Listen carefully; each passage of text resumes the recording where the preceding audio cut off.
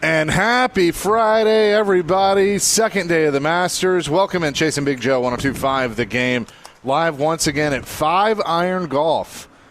He is Big Joe Dubin. I'm Chase McCabe. Dr. Crane Nick Frazier standing over in a corner. Brandon Bigsby is back at the studio. Brando hanging out with us today as Dr. Crane had hosting duties with Parker Kelly. They did a great job on Next Man Up, so appreciate that.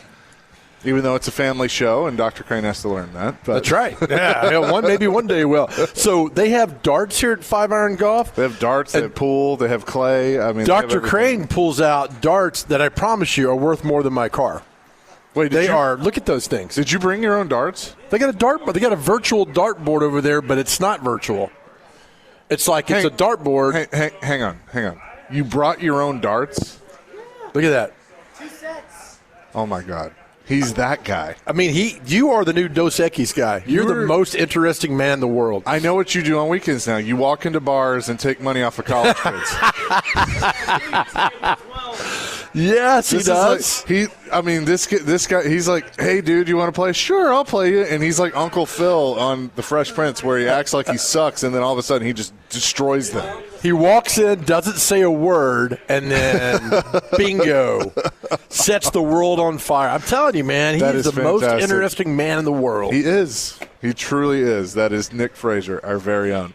We're live once again at 5 Iron Golf. We had so much fun yesterday, and they didn't kick us out that they had us back. And so it was feels good. Here all day. We're in a little bit of a different spot. I love this because we can look out at Hillsborough Road, at our 21st. 21st. Yeah.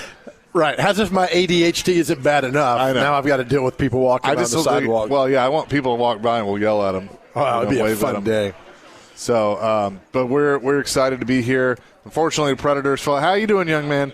Well, how you doing? Yeah. What is that? Yeah. A little we got some apple cider. Look at Big Man just worked out. I like that. Big Man. He's carrying a gallon of apple cider. I like that. You don't mess with him. Yeah, right. Predators fall 4-1 last night in Utah to wrap up the road trip. And look, we know what they got to do. They got to win. They got to win all three. So do they control their own destiny? I hate that phrase. Yeah, pretty much. Because if they win out, they'll end up with 90 points. I would say I need to do the math because L.A. won last night, so they're up by 1. Winnipeg's 2 points behind them. The problem is L.A. has a game in hand, so they have 4 games left. Okay. So if that's 8 points. I don't know. They need some help. Oh no, don't say LA's got to lose. Okay. Well, let's have a good thoughts that they'll lose, and this hockey team will get into the Because if the Preds win their 6th, that's 90. If LA wins, they'd be at 93. Ouch. Well, you know what? You can't control that. All you do is worry about tomorrow. Minnesota comes to town, pack Bridgestone, make it loud, and go out and win. Concerned, though, that Roman Josi did not play last night. What about Saturday? Yeah, that was a big concern. We got that news literally. He went through warm-ups. We got lineups. He was in the lineup, and it was literally right before they were dropping the puck. We got the word that he was out. So he tried to go, but unable to go. And so, look, you could tell they didn't have him last night. Nothing against the other guys, but, like, when you are missing a Norris Trophy-winning defenseman, your captain, right, it's going to show. So, was it next man up? Get it done. So that was before us. So tomorrow, do we have who's in goal? UC Saros. Okay. I'm glad you brought that up. Let's just get this out of the way right now. Mm-hmm. And I've heard Vingan bring this up, and he's entitled to his opinion. There's no goaltending controversy, people. UC Saros is the starter. UC Saros is going to be the starter. UC Sonanen had the best game of his career, and he deserves all the accolades for that. It was awesome to see a 43-shot shutout. UC Saros is the starting goaltender for the Nashville Predators. Okay. Period. He's got 3 games to solidify that. I tell you what, because if it goes wrong on Saturday. You're not wrong, but it's just like, got that right. What are we doing? Like, everybody knows the answer to this question. Mm-hmm. You know, it's kind of like during the Stanley Cup final when UC Saros was a rookie and was the backup. I think that's right. No, maybe it was Carter Hutton. I can't remember. It's been so long ago. So long ago. But, people were asking Peter Laviolette, who's the starting goaltender, and he's like, next question. Like, don't waste my time with this. So, okay. That's just that. Look, I get it, but that's where I think it sits right now. Well, let's just win tomorrow. He can play his tail off and then deal with it after that. But you got 3 left at home: Minnesota, San Jose Monday, and what's the last one? Wednesday and Thursday against Anaheim. Thursday against Anaheim. So, All right. I mean, you're still there. You got 3 games left. Sure. You're still battling for a playoff. And let's hope that they all have a great game tomorrow. Bridgestone's rocking, and then see what happens after that. I mean, it changes daily. So it's not like, are you sure the Kings going to win 4 straight? I mean, I don't. You never know. No, I don't. But Mike Organ going to join us at 12:30. Cool thing going on at the Fairgrounds this weekend. Forever Titans wide receiver Chris Sanders at 1 o'clock, and Predator CEO Sean Henry will join at 2:30. Here on the program live from 5 Iron Golf. 615-737-1025 is our phone and text line. Driven by WilsonCountyHyundai.com. Joseph, what is the question of the day? All right, so I was cleaning out a few things in my closet, and I came across something that I was like, this would be a great question. I need to know what you are absolutely obsessed with. What are you absolutely obsessed with? And I'll give you an example. As the ambulance comes screaming by, I hope everybody's okay. I counted last night, I have 13 books on the JFK assassination. I have 1 DVD movie in my collection. It's the movie JFK with Kevin Costner. I am forever obsessed with the JFK assassination. Apparently he is, too, because he was in 2 prominent movies about it. Yeah, so that's my obsession. So 615-737-1025. What are you absolutely obsessed with? Call or text. We'd love to hear from you. Your obsession. What are you obsessed with? That's a good question. Not not love, but obsessed. I am obsessed with the JFK assassination. There's a joke I can make, but I'm not going to right now about obsessions. But anyway, right? probably the OJ trial. Obsessed. Yeah, like you can't get enough of it. Any type of show, any type of documentary, anything that comes out about the OJ trial, I immediately has my attention. What part? Is there a part in particular or just all of it? I just think the whole story, I mean, it's probably one of the first big things that I remember. And I didn't watch the whole trial. I was still young, but, I remember the chase. I was watching the chase live at my dad's. And so, I think I just have a fascination with it because of that and the, all the racial stuff and the fact that, who he was at the time and this fall from grace and the fact that, I mean, for all practical purposes, he got away with it. He did. Now, maybe not long term, but, in that trial he did. And so, to see a guy go from being, a beloved former athlete, actor, television star to the most hated man in America – overnight was the Cuba Gooding Jr. movie. I thought was there was a scene at the end of it where the trial's done, he's out of jail, he's back home, and he everybody's like, well, let's go to dinner, and he says, call so and so, one of his favorite restaurants, tell him it's for OJ. And they said, no, we don't have any tables. Oh. And it was kind of that was that moment he realized things had changed. Was that the movie where Travolta played Shapiro with the eyebrows? Yeah. That was really good. Sarah Paulson was Marcia Clark. Yeah, that was good. Yeah, it was a really good movie. So there's 2 obsessions for today. We don't know what you are obsessed with. Not just I'll look into it, but obsessed. 615-737-1025. Is our phone and text line. You can weigh in on that. And our question of the day is presented by Aries Tactical. Your safety, your skill, your Aries Tactical. First-time shooters shoot for free. Just tell them that I, Chase McCabe, sent you, and check them out at ariestactical.com. Hey, Brando, what, you got an obsession? Honestly, I can't. There's nothing that specifically comes to mind for me. I'm not going to lie. Okay. You could have lied now and helped us out, but it's all right, though. Chad, are we doing closest to the pin again today, or what's our plan here? Yeah? Okay. So people here at 5 Iron Golf, the closest to the pin competition on the simulator, best shot of the afternoon wins a gift card. All right. I'm not reading the liner because it might be wrong. So we'll do closest to the pin, which was a lot of fun yesterday. Parker's over there with the working on his swing. Dr. Crane's been working on his swing. I was trying earlier, and I took out like 3 Vandy students, so they asked me to stop. Right. So. Mike in Lebanon says UFOs.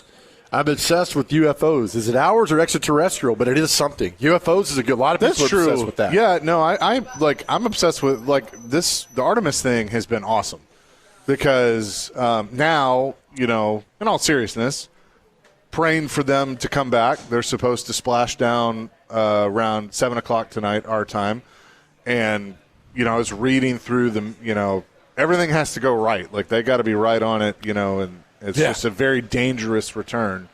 But hopefully they get home safely.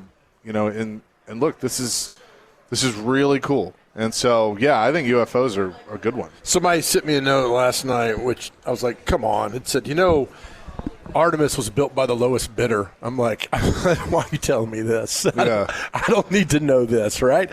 And they're going 75,000 miles an hour. It's like from New York to L.A. in 6 minutes. Yeah. I'm like, are we built for this? Well, I mean, we've done it before. True. Supposedly.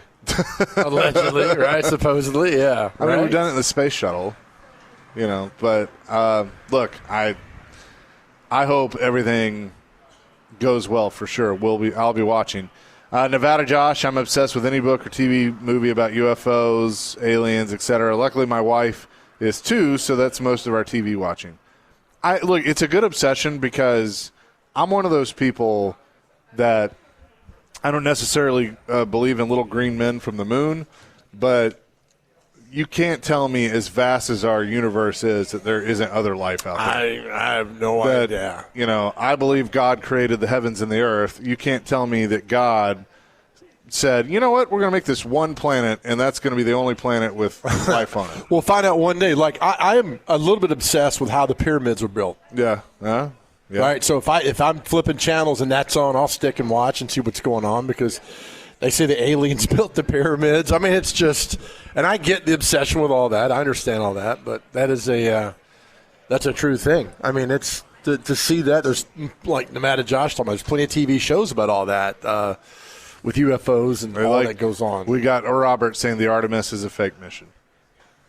Okay, Robert, why is Artemis fake? I tell you what, I'm not going to poo-poo your theory. Tell me why. Yeah, tell me why. Tell me why. Why you think that? Oh. Joey from Gallatin. Honestly, after all I've been through in my life, I am most obsessed with being the best father and husband I can be. My kids and wife are my world. Nothing I wrong love with that, Joey. That is the perfect answer. I will say 1880 has my second one that I'm not. I mean, like I'm just all the theories and stuff I'm fascinated by. 9/11. Oh yeah. Which were 25 years approaching. Yeah, in September. Yeah, that's another one. There's a lot of people on those things. I mean, whether how it happened, how it went down, and you can find all that stuff. I mean, YouTube was full of that stuff at one point for all that. So I don't know, man. It's just that's what makes us all unique. We're all obsessed with different things, and for me, I mean, the whole JFK thing just blew my mind. Yeah, that is a good one. For sure. 615-737-1025. Mike Organ will join us at the bottom of the hour. We'll have more from 5 Iron Golf today, 1025 The Game. Chase and Big Joe, 1025 The Game. We're live today at 5 Iron Golf, 202 21st Avenue South here in Midtown. Come by and say hello. Also want to tell you that 1025 The Game has teamed up with Pella Windows and Doors and the Nashville Humane Association for a puppy pet adoption today at Pella, 256 East Main Street in Hendersonville from 4 to 6. Just visit thegamenashville.com/events for more details. Robert did text back when he said that the Artemis mission was a fake mission, and he goes, because I heard it online. Robert, I don't know how to tell you this, but not everything on the internet is real. What? Just saying. 0388. I'm obsessed with Mike Vrabel and Diana Rossini, and if I can get the code for the Friends discount where they stayed in Arizona. Did you see yesterday she tried to put a tweet out about something on NFL? Oh, yeah. She just got destroyed. I think there were last I checked, it was like 3,000 replies. And I read like the first 10. I'm like, yeah, I'm good. I'm not gonna do this anymore today and go all that. So it was something else. Yeah, thank you. So those are the things. So here's another spin on this. Our question of the day is, what are you obsessed with? Let's take it to another level. In the sports world, what are you obsessed with? In the sports world, what are you obsessed with? And there's a lot of my friends are obsessed with the Masters, and I love it. Yep. For me, and Chase, you know this because last June we rode in a car with Jeff Fisher for an hour from one location to the other, and all I did was ask Coach about the 1985 Chicago Bears. And Coach was gracious. He answered all the questions.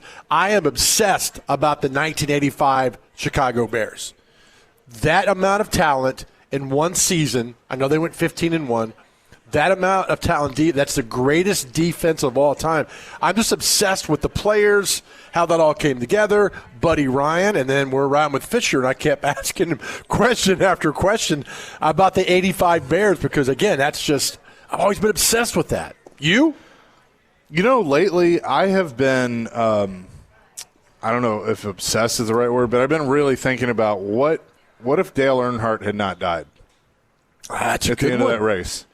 Like, would they have had the car up tomorrow? Would they have the safer cars? I would say yes, because 3 other drivers had died before that, and they were looking at things. But, I think the biggest thing with that would have been Dale Earnhardt Incorporated would have never gone away. Okay. So Dale Jr. would have never left that. Right. He'd have been in the 8 car his whole career. Does Michael Waltrip finish his career there? Like, there's just a lot of what would NASCAR have looked like if he doesn't die. That's one that could drive you insane, right? Yeah. I asked ChatGPT. I loaded a picture of he would be 73. Yeah. So I said, hey, 74. I was like, what would he look like at 74? And that's what it gave me. And it's just like – That's what he looked like at 49. I know. He looked the same, man. I know, but it's just like – I mean, you think about that. That's also 25 years ago, and there are still, people obsessed with that, which is fine. There's nothing wrong with that. And to see – but that's a great question because, again, the biggest star in a massive popular sport dies doing that. Yeah. And, had he – died of cancer like in the summer or something. It's still awful, but you die during the biggest race of the year and you're the biggest name. I'm not sure we still comprehend this. Does that make sense? Well, I think you have so many people that say NASCAR died with him. Like, there's a lot of people that truly believe that. Okay. And in some ways, they're not wrong.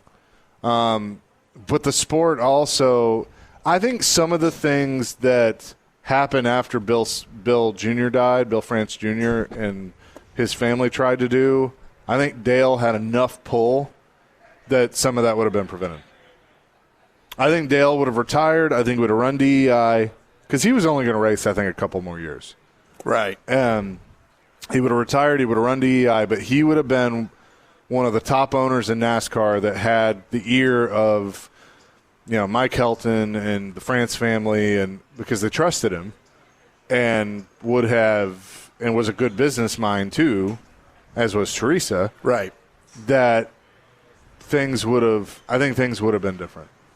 I look, vastly more about that than I do, but that's one, man. And you could think about if he had survived and what happened and goes on, but he didn't. And you saw the sport became a new sport after that, and it's forever changed, good or bad. It's forever changed, but that's a fine. Obsession is a strong word, but it's okay to be obsessed and think about things like that and what might have happened and what might have been and everything else. 2758 says Greg Maddux only walking 140 batters in 23 years of pitching.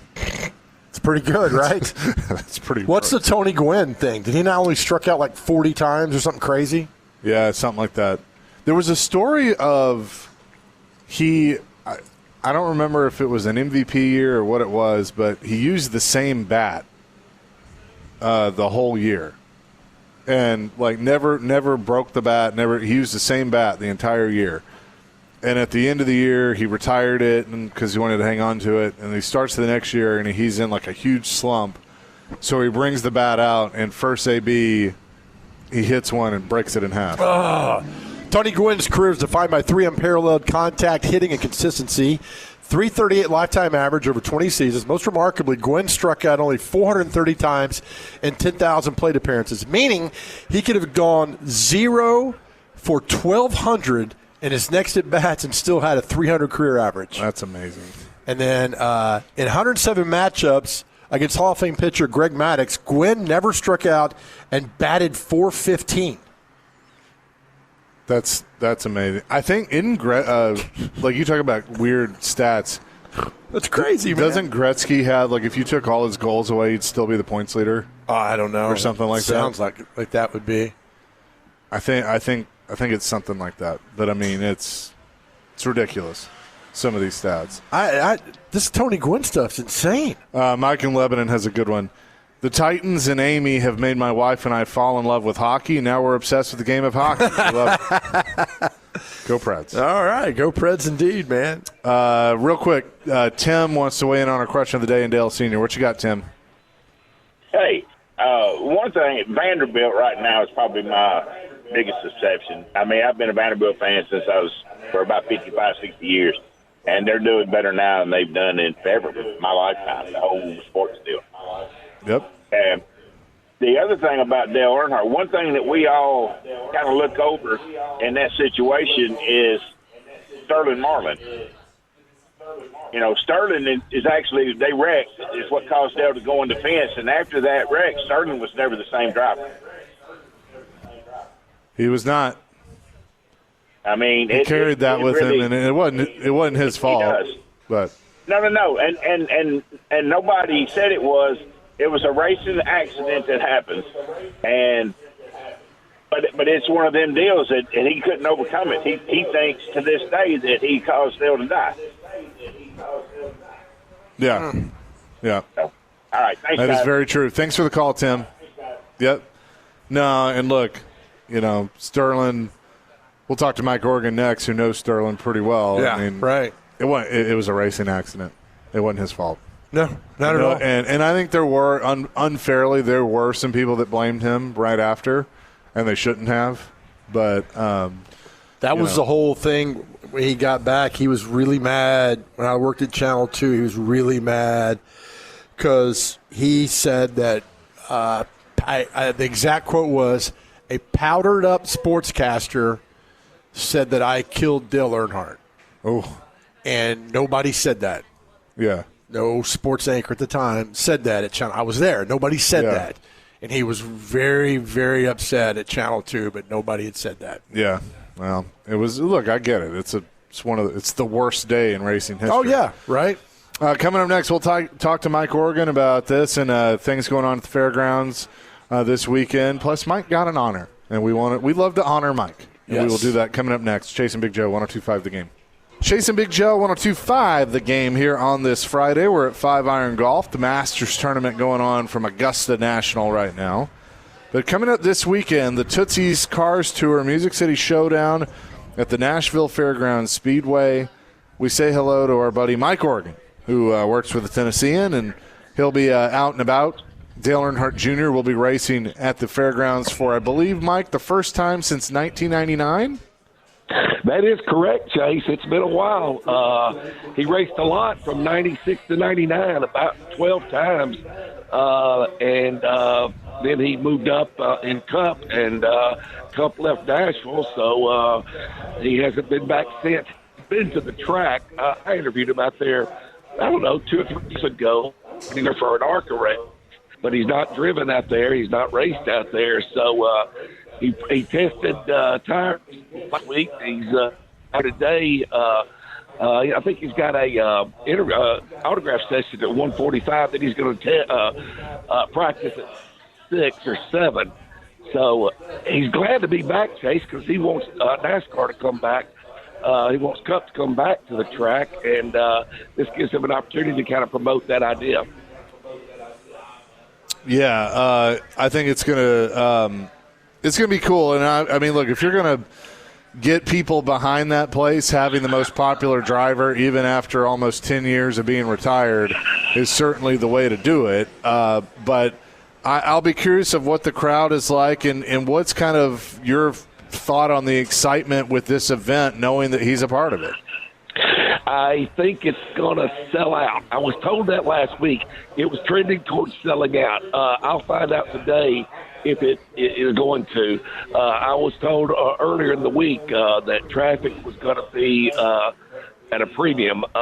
So to get there early if you're going, there'll be 2 races tomorrow night, and pro late models and limited late models. And so I'd advise everybody get out there early. Of course, a lot of people won't get out there earlier. People like, that, Chase. People like to go when the doors open.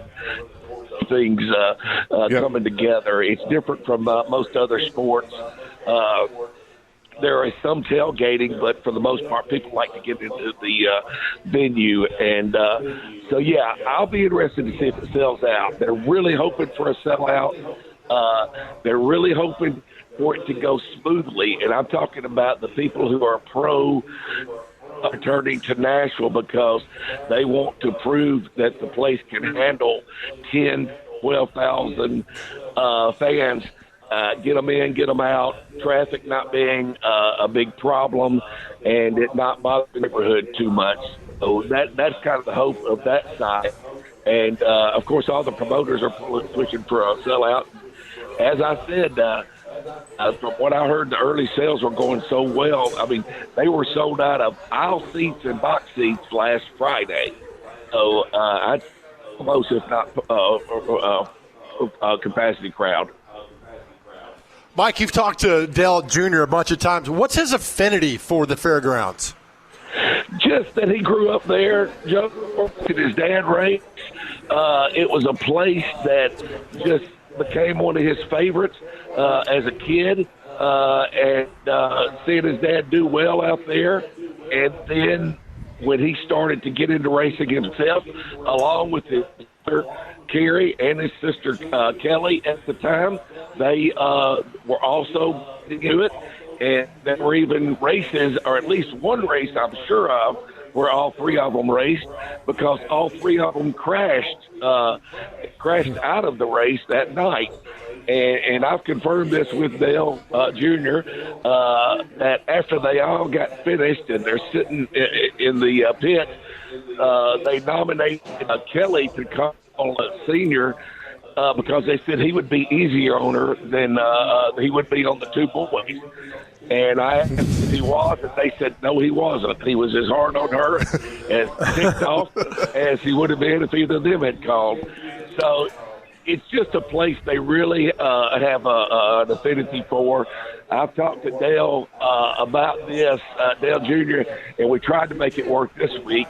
And we thought we had it done up until about 2 days ago. He and I are going to walk the track at some point with a videographer in front of us, and we're going to talk about key points on that track, that 5/8 mile track, that he remembers. The night that all 3 of them wrecked, the bump going into 2, different things like that. And I proposed it to him when he was here a couple of years ago, and he really liked the idea.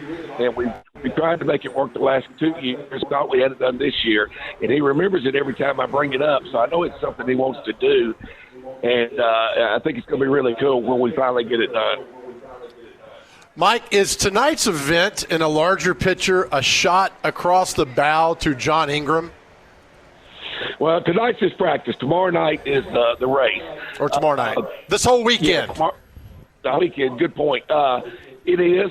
You know, I think it is. I don't know if it was orchestrated that way. I don't know, because this series, as Chase probably knows, is owned by Harv and Justin Marks and Jr. and another person.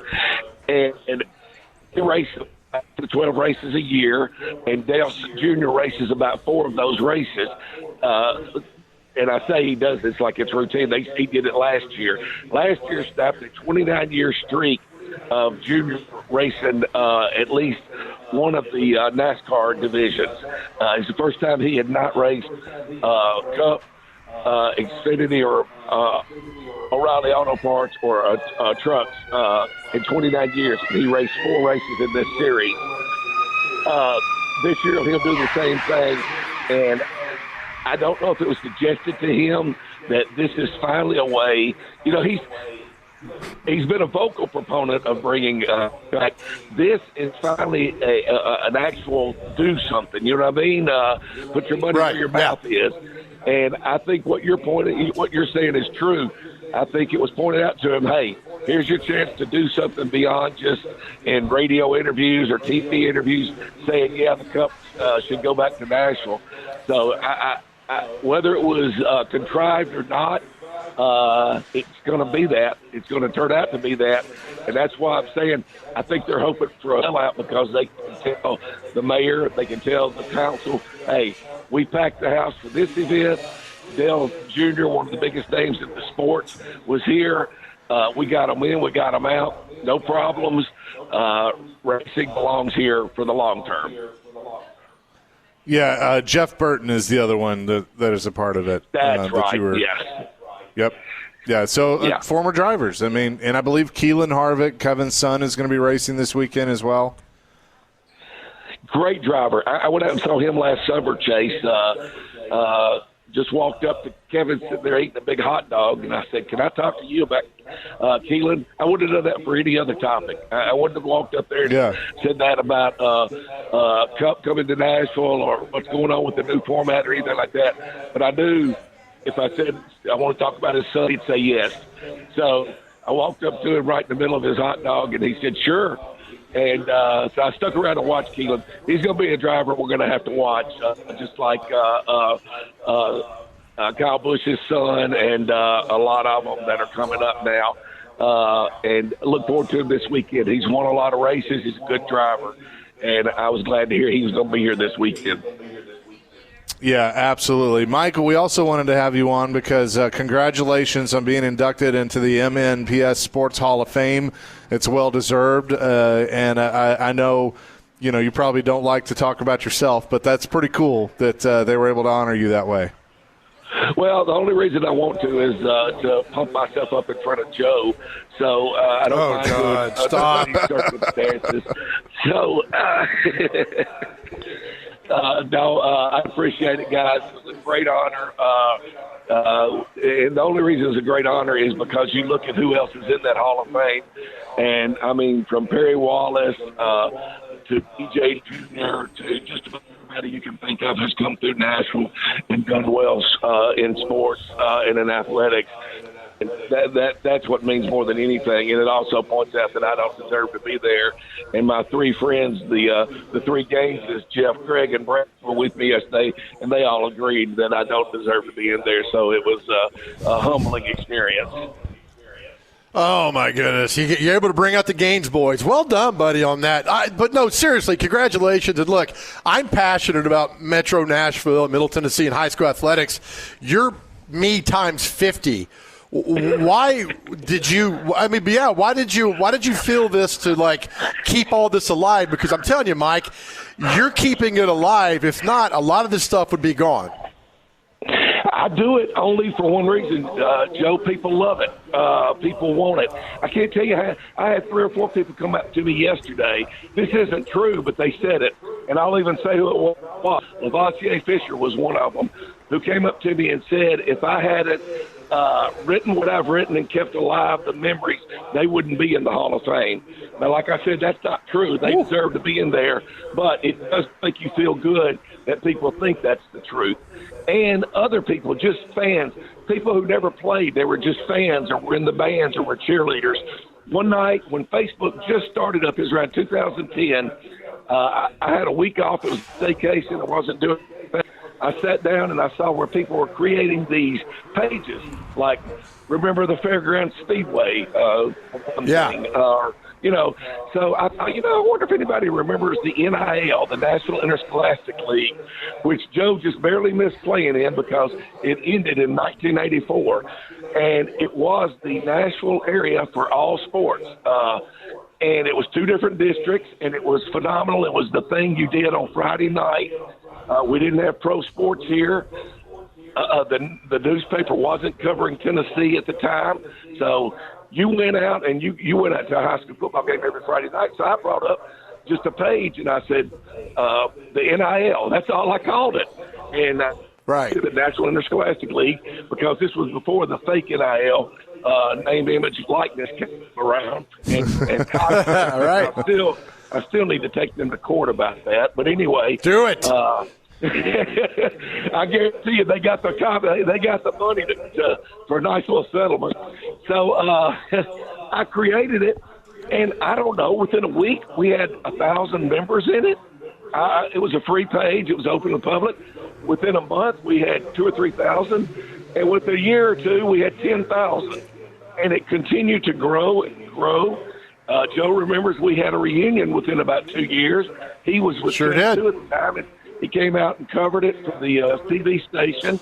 He talked to some of the old NIL coaches and players, and just like I said, fans were there.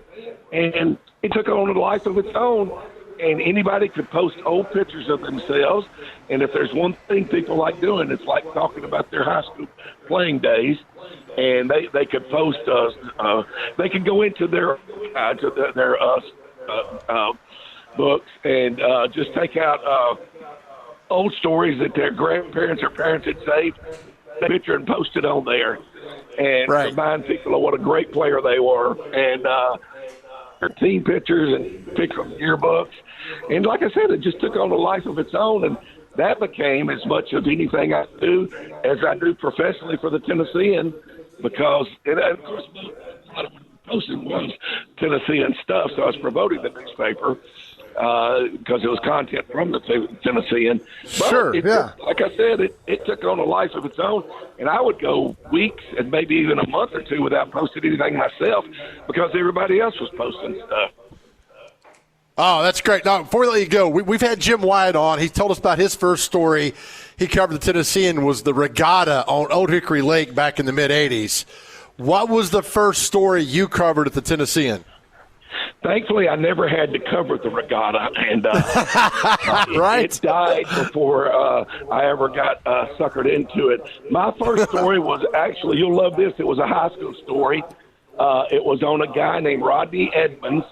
He was at Tennessee Preparatory School, which you remember, and some old timers remember, was a school where you went if your parents abandoned you, couldn't take care of you, or you were a problem. You were a discipline case. And you went there, and they had great teams because a lot of people like that are tough, and a lot of people like that are good athletes. And, they've had to fend for their lives without parents or whatever. And so Rodney was a DPS kid, and he was working at Bonanza. Man. You may not remember Bonanza, but Joe remembers it, I guarantee you. I do, because my grandfather owned a couple of them. Oh, my gosh. Well, shut my mouth. Well, Rodney worked at Bonanza, and he would work 5 days a week, including Fridays, up until about 4 o'clock. Then he would knock off, and he would go home, or go back to his dorm. He had dorms at TPS. It's over on Foster Avenue off Murfreesboro Road. It's still there, but it's just not TPS anymore. And he would get dressed, and he'd go play football, and he was a running back. And I just did a story about balancing being in that environment, TPS, where you're under strict discipline, working and holding down a 5-day-a-week job. I don't think it was 40 hours, but it's 5 days a week, and playing football and being successful. And Rodney Edmonds went on to graduate from Vanderbilt, guys. Oh, that's awesome. That's an awesome story. Yeah.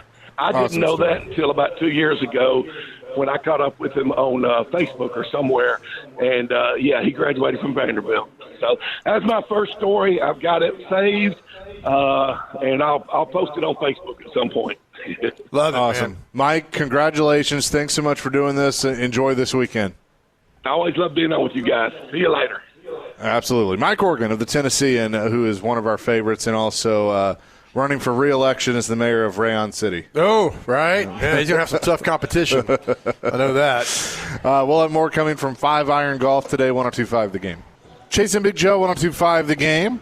We're at 5 Iron Golf today.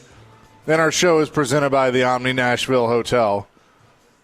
We're having a great time watching the Masters. You know, they also have the bays that you can work on your swing. Do we have a leaderboard update? Sure. Give me just a second. Sure, man. You okay over there? Look, the quesadillas are very good. They are very spicy. All right. Rory McIlroy leads the way at 5 under right now, with Clark, Hatton, and Rose and Burns all tied. Mr. Burns all tied for second with 4 under. So that's where things sit at this moment. Okay. So, yeah, there you go. Every time I heard the word Clark, I think of Randy Quaid in Vacation. Yeah, I know. Hey, Clark. 0862 says, can I ask a stupid off-the-wall question? Joe does it every day, so why not? Yes. Do you guys think the Yankees and the Cowboys are the same team in different sports? That's a good one. Yes. Yeah, I would say yes. Yep. Except the Yankees win a lot more. Yeah. Yeah. But I think that, I think that's fair. Because people become, I know a lot of people are Yankees fans that can't name 4 players. They just think it's cool being Yankees fans. Yeah. Cowboy fans are probably the same, a lot of them. Not all of them, but are the same way. It's just cool. You know what I mean? Be a Cowboy fan. That's it. Yeah. I think that's a fair question. Coming up next, Chris Sanders, Forever Titans wide receiver, going to join us. We'll ask draft with him less than 2 weeks away. We will talk to Chris. Coming up next, Chase and Big Joe, 102.5 The Game.